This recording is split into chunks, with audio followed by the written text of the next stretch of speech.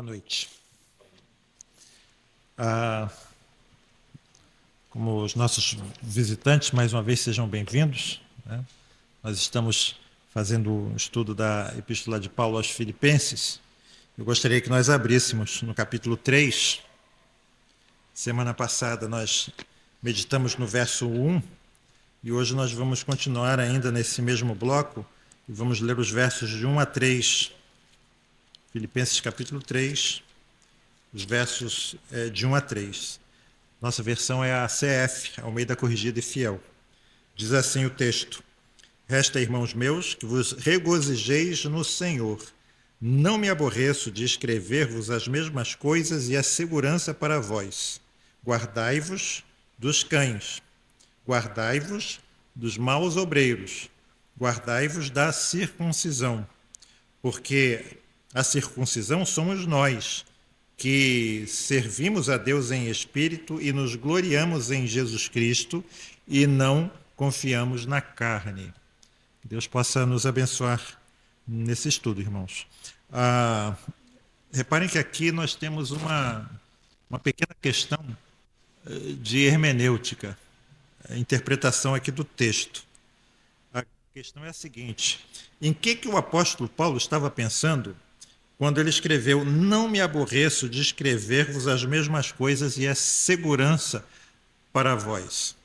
Ou seja, Paulo não se arrependia aqui de... não pesava ele, né, não ficava aborrecido de ter que ficar repetindo as mesmas coisas. Mas a questão é a seguinte: essa afirmação de Paulo se refere àquilo que ele disse antes, ou seja, vos regozijeis no Senhor? Ou essa afirmação se refere àquilo que ele está escrevendo no verso 2? Reparem que, primeiro, né, Paulo não vê nenhum problema em se repetir. Ele diz que é para o bem deles, é segurança para eles, né?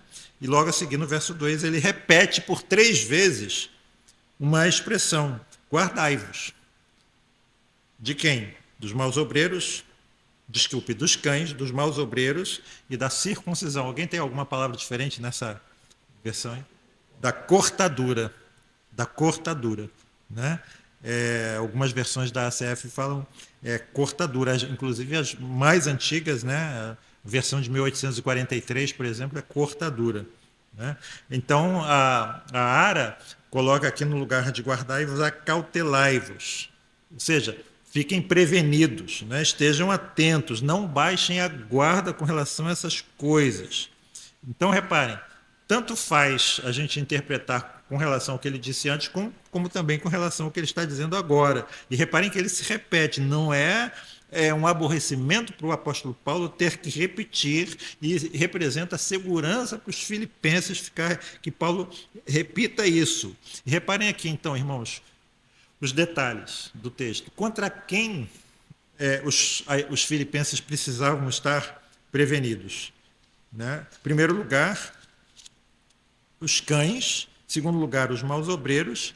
E, em terceiro lugar, a cortadura ou a falsa circuncisão. Reparem que são 3 termos bem depreciativos que o apóstolo Paulo usa aqui para descrever o mesmo grupo de pessoas. Ele está se repetindo para descrever o mesmo grupo de pessoas. E os irmãos devem lembrar de quem o apóstolo Paulo está se referindo. Ele está se referindo a quem? Aos judaizantes, não é isso? Eram judeus aparentemente convertidos, muitos deles, a maioria deles do movimento farisaico, né, que ensinavam que os gentios deveriam observar as cerimônias do Antigo Testamento, que deveriam observar as leis cerimoniais do Antigo Testamento, que precisariam ser circuncidados para que pudessem ser salvos.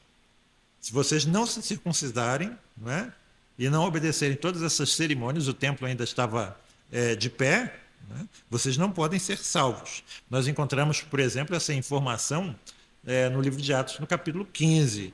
né? O problema desses judaizantes foi tratado no que a gente conhece como o primeiro concílio da igreja, né? Que foi o concílio de Jerusalém, e lá eles deliberaram sobre essa guarda das cerimônias judaicas pelos cristãos e determinaram, é interessante que são aqueles cristãos, mas dentro ainda do judaísmo, né? Dentro do ambiente judaico, dentro lá todos eles eram, os que estavam decidindo ali eram judeus que creram no Messias, né? Mas esses judeus que creram no Messias, eles disseram, né? Eles determinaram ali que os gentios deveriam somente observar 4 requisitos. O primeiro é a abstenção dos alimentos oferecidos aos ídolos. O segundo, a abstenção do sangue. O terceiro, de comer a carne de animais sufocados. E a quarta, a abstenção da imoralidade. Foram essas as decisões, né, do primeiro concílio da igreja, o concílio de Jerusalém. Mas nós também sabemos que os judaizantes não se deram por vencidos, digamos assim. Não aceitaram, não acataram aquelas decisões, né? E continuaram em ação. Nós vemos esses judaizantes em ação na igreja de Antioquia, na igreja de Corinto, né? Nas igrejas da região da Galácia e também aqui, é o que tudo indica, na cidade de Filipos, na igreja de Filipos, né? Mas, ao que parece, em Filipos eles não tiveram sucesso, né? As expressões que o apóstolo Paulo usa aqui, como eu disse, elas são muito fortes e elas são até desagradáveis. Elas são desagradáveis. São pejorativas no original e devem ter, talvez, grudado, né, na mente dos filipenses, de modo que eles não se esqueceram daquilo que o apóstolo Paulo escreveu para eles, né? Em primeiro lugar, o apóstolo Paulo se refere a eles como cães, que é um termo, irmãos, altamente insultuoso. Lembram como eu já falei aqui que o alemão, se você quer aprender a xingar direito, aprenda alemão. E Martinho Lutero, ele era um bom alemão, né? E uma vez perguntaram para ele se o Papa também fazia parte do corpo de Cristo. Talvez ele não tivesse tomado o sal de frutas dele naquele dia, né?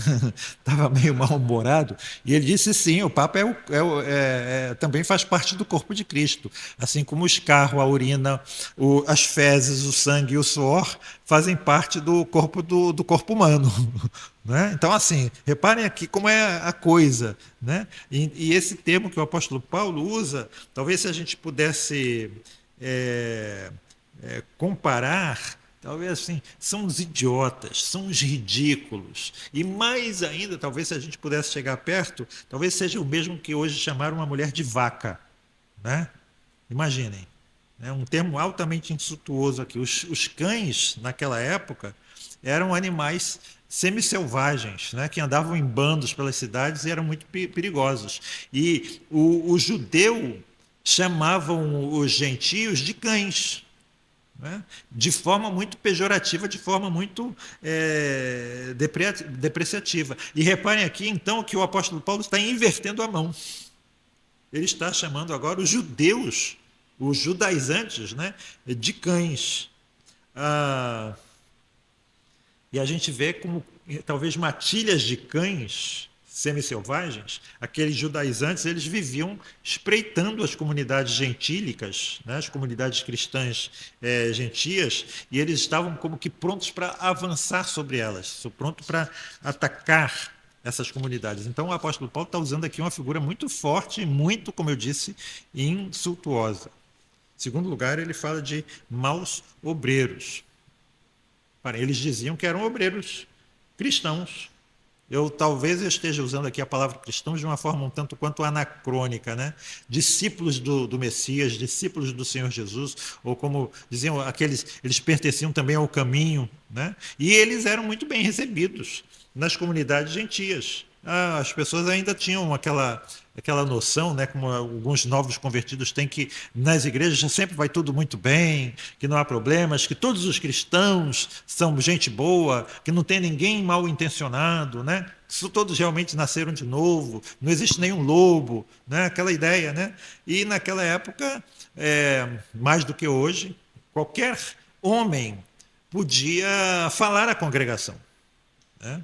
E assim eles espalhavam os maus ensinos deles, os falsos ensinos, né? Nós somos informados que no livro de Atos que Paulo usou muito essa facilidade, né, de os homens poderem falar, se dirigir às sinagogas para pregar o evangelho, né? A gente vê isso muito claramente no livro de Atos.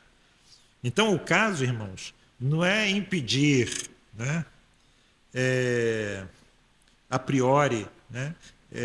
Mas o caso aqui, eu acho muito importante isso, é que nós precisamos ser uma congregação, a lição aqui eu acho que é essa, importante, que seja cheia do conhecimento da palavra de Deus, cheia, apta a provar os espíritos, apta para julgar os profetas. Nós precisamos ter essa aptidão, capazes de reconhecer a falsidade no meio da verdade. Eu creio que nós, em grande medida, temos isso aqui, né?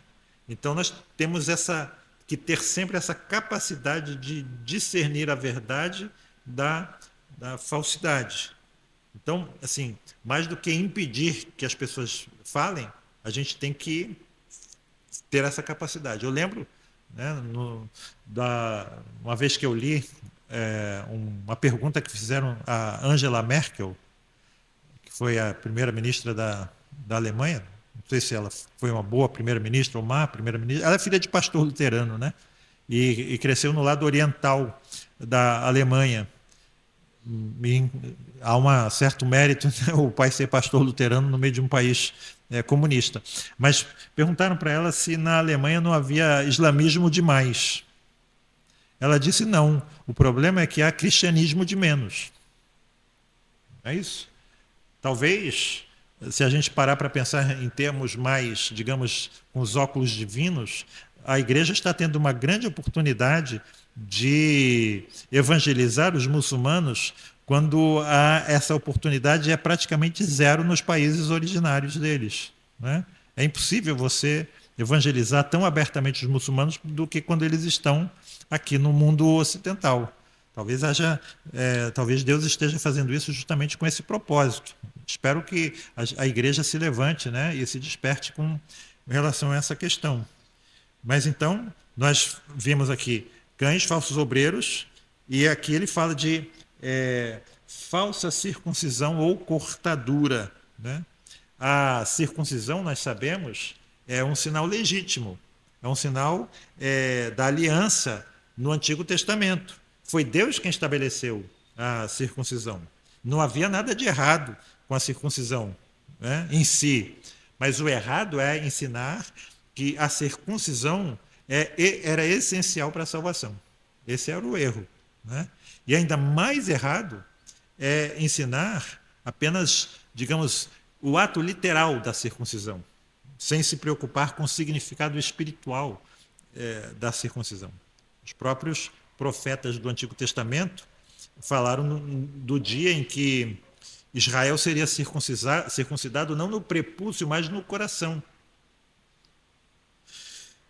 Por isso o apóstolo Paulo está dizendo aqui, né, que a circuncisão que eles queriam que os gentios se submetessem era falsa. Era simplesmente um corte na carne, né? Então, para o apóstolo Paulo, aquilo não tinha valor nenhum. Talvez a gente possa fazer uma comparação, né? Existem certos presbiterianos que às vezes vão para igrejas batistas e são instados a se batizarem novamente, né? O rebatismo. E eu já conversei com alguns que disseram assim: eu me batizei só porque se eu não me batizasse eu não podia ser integrado àquela congregação, àquela comunidade. Mas para mim foi um banho. Ou seja, eu creio que eles não deveriam ter feito isso, particularmente, não é? Porque foi algo insincero, de certa forma. Talvez eles devessem bater pé e dizer assim, não vou, né? Não me batizo. Porque, na verdade, eles não estavam crendo que aquilo a que eles estavam se submetendo era realmente um batismo. E o apóstolo Paulo, ele está dizendo isso, né? Quando ele fala aí de cortadura, que é literalmente, mais literal do que a minha versão, né? Para Paulo eles eram isso, meros cortadores de prepúcios, meros cortadores de carne, que não sabiam discernir, distinguir entre aquilo que era, digamos assim, essencial e aquilo que era acessório.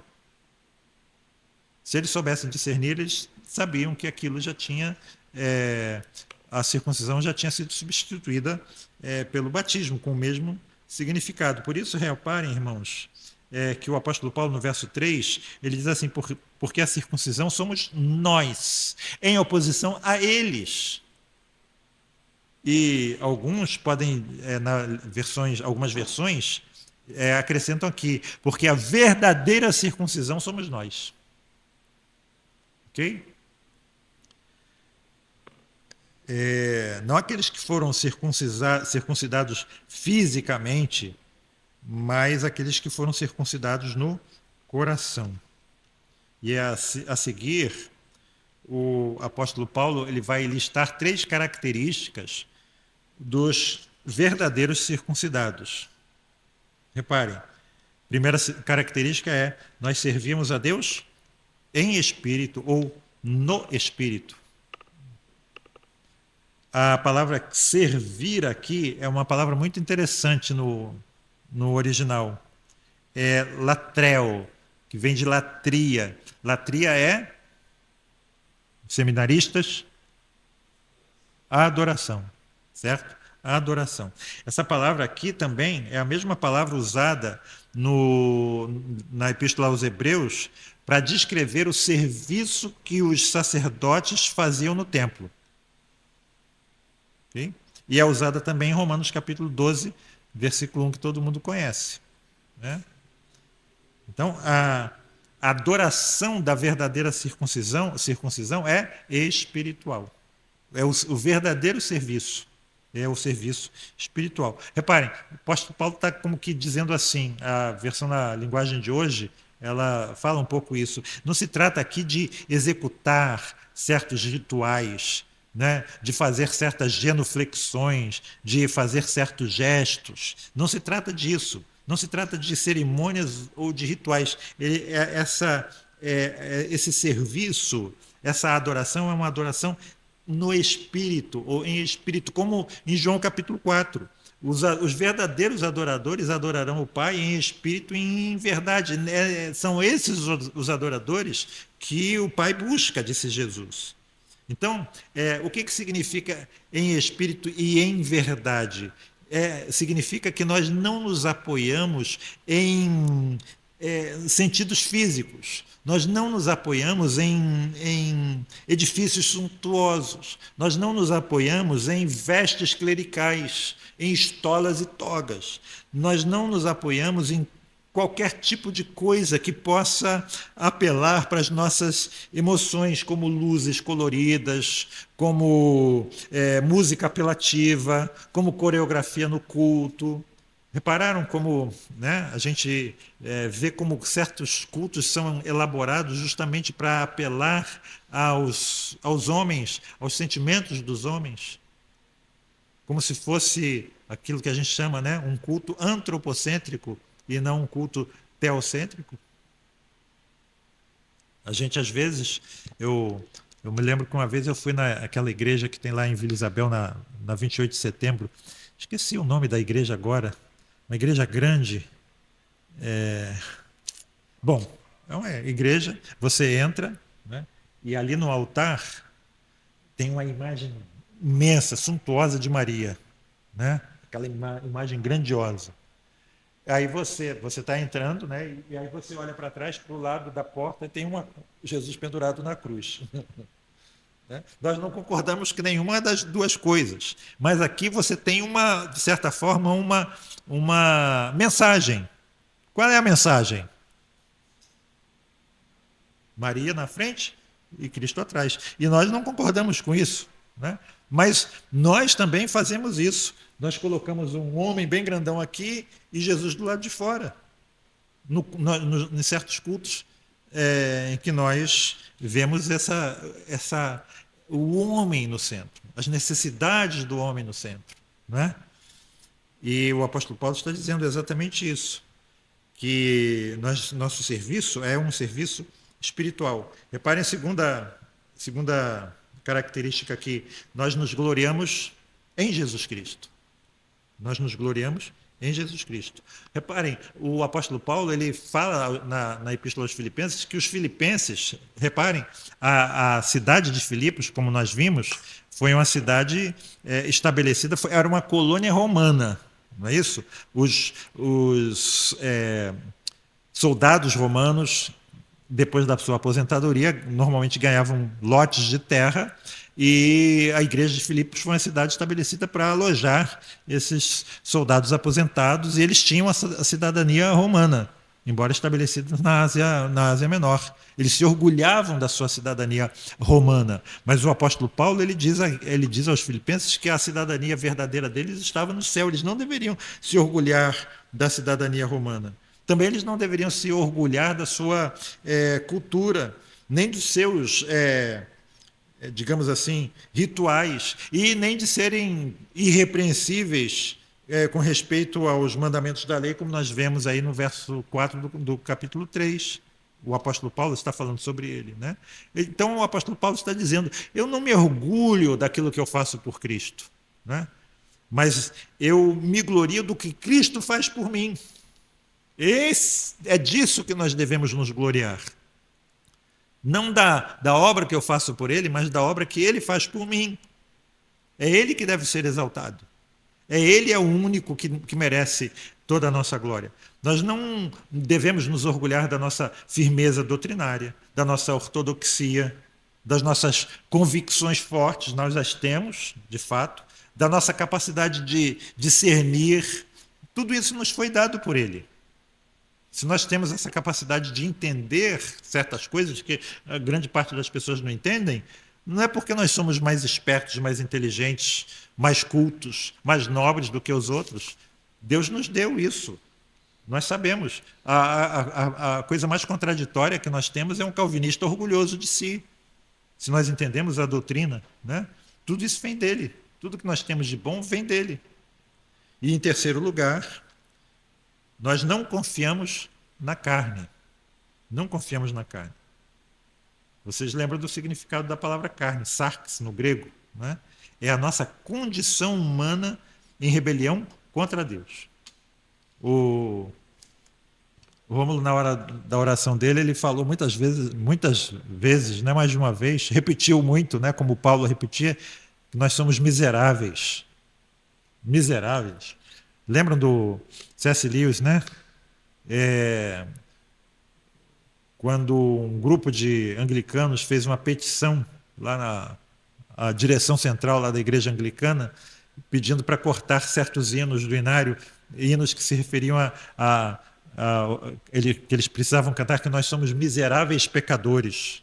Aí eles disseram assim, bom, pecadores nós admitimos que somos, mas miseráveis pecadores, aí já é demais, não é?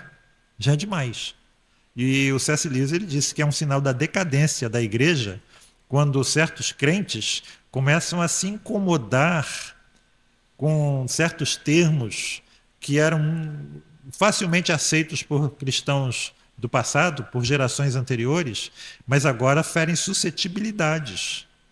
Não é isso? E o apóstolo Paulo está dizendo exatamente nisso. Nós não confiamos na nossa natureza pecaminosa. O resultado final dessa rebelião nós sabemos qual é. É a morte. Né? Então, nós não cremos que a nossa salvação seja o resultado de qualquer tipo de esforço humano. Nós não podemos ser salvos pelo nosso próprio esforço.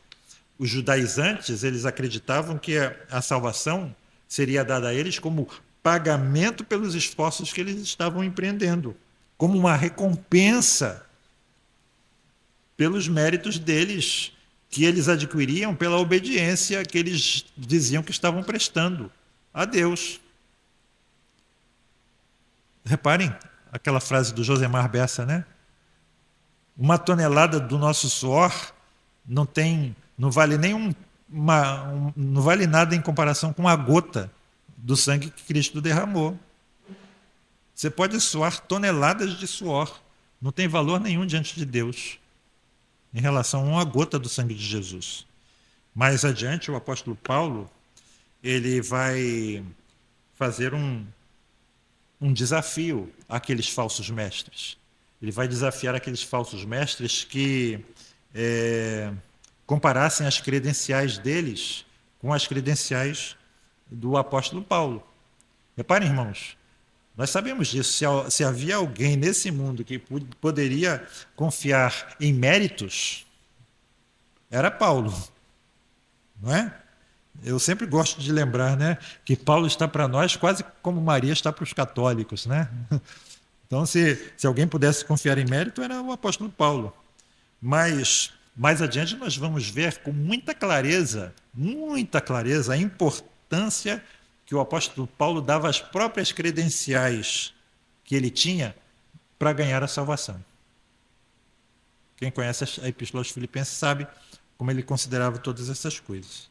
Ou seja, irmãos, confiar na carne, né? Confiar na carne é simplesmente estar em franca rebelião contra Deus. Simplesmente isso, né? E para terminar hoje, estou passando 2 minutos, você já renunciou a todas essas tolices?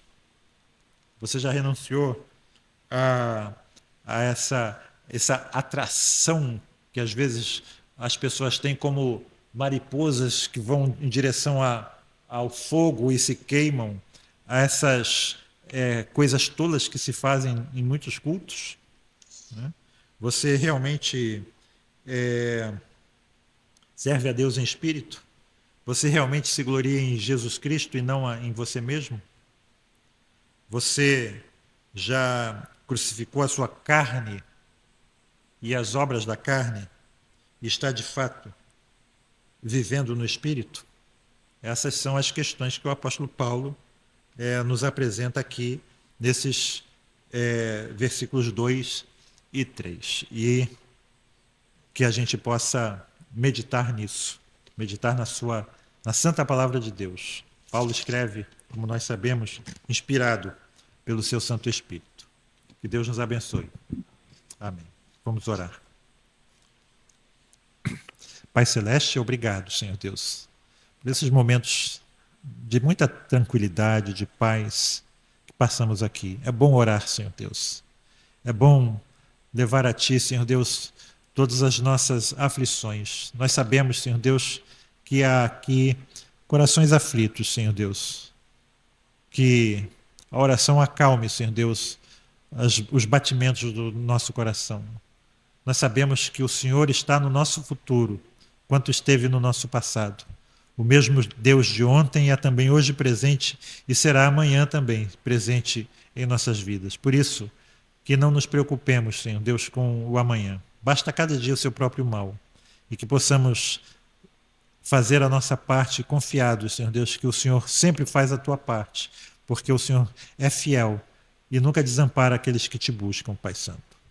E assim, que possamos confiar totalmente no Senhor, sabendo que o Senhor nos guarda, o Senhor é o nosso bom pastor, o Senhor é aquele que sempre nos guia a águas tranquilas e pastos verdejantes.